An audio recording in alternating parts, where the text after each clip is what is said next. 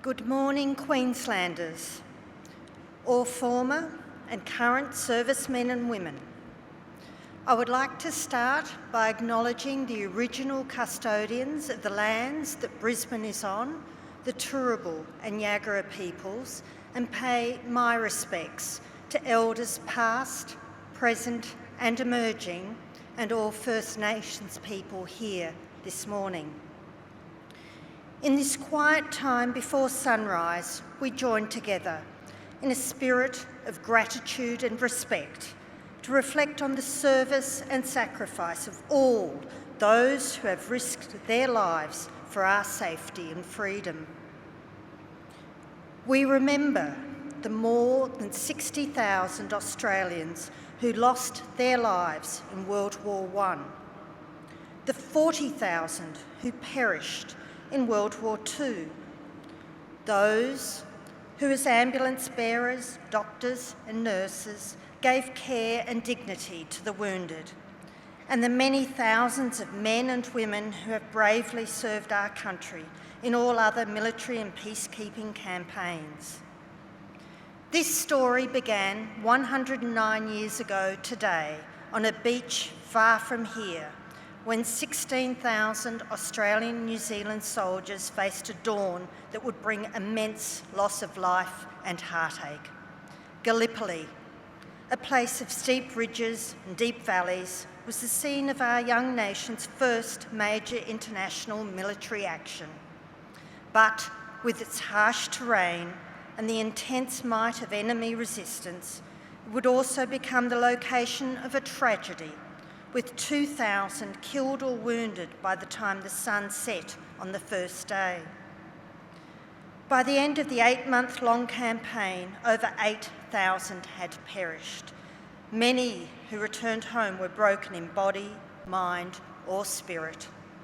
Yet, through it all, the courage, tenacity, and resourcefulness of those first ANZACs were potent traits, echoed by those serving in the Middle East and on the Western Front then, and in each conflict since, and defined by a willing readiness to give all in the fight for liberty and a peaceful world.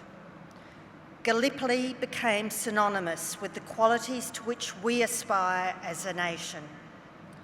Yet, what brings us together this dawn, here in ANZAC Square and across our state, our country, and in other parts of the world, is not driven by our collective sadness, but by our united commitment to honour the essence of such inspirational service. By standing shoulder to shoulder, we are continuing a sense of mateship that was demonstrated so powerfully in the trenches, on the seas, and in the skies. A compassion, faithfulness and solidarity that bonds people when times are at their worst. A deep connection forged by shared experiences and a resolute drive to help one another. A valuable friendship that inspires and brings hope for a better future. For those serving in our armed forces who face physical and mental challenges, these relationships are even more precious, generating a family-like closeness that remains at the heart of the military today and is underpinned by respect, goodwill, and a tenacious loyalty that can never be extinguished. In 1918, Rockhampton soldier Wilfred Denver Galway wrote home, "Always treat a soldier well, Mother, for they are my comrades, no matter what rank of life they are in. I will always help a soldier. By you doing the same, you will please me. Open your doors wide to them and welcome them, for they have suffered hell for you. I know what those brave fellows have endured, and that is why I have such great respect for them."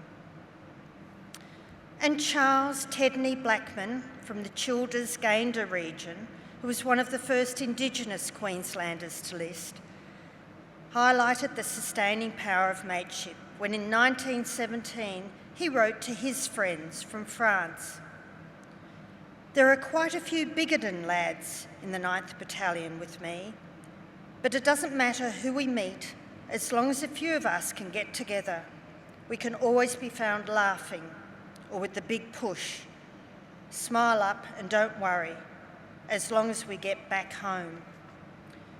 From life-saving and heroic deeds to small kindnesses, the deep links between those serving, both on and off the battlefields, have cultivated unity and purpose and encouraged a sense of belonging that has far transcended the individuals themselves. This essence has endured long after the guns fell silent on Armistice Day 1918.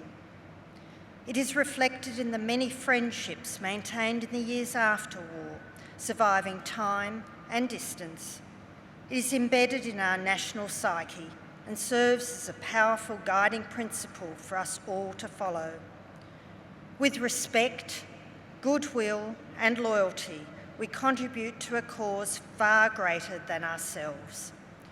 We build inclusion by accepting our differences, just as those serving in conflict stand as one, empowered by cohesion.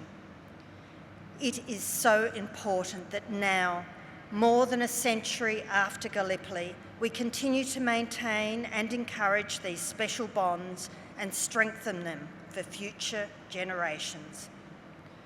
For that reason, I am so proud to be patron of the Returned and Services League in our state, an organisation that is committed to helping all veteran families feel connected and supported, creating a sense of togetherness through its many recreational and social activities.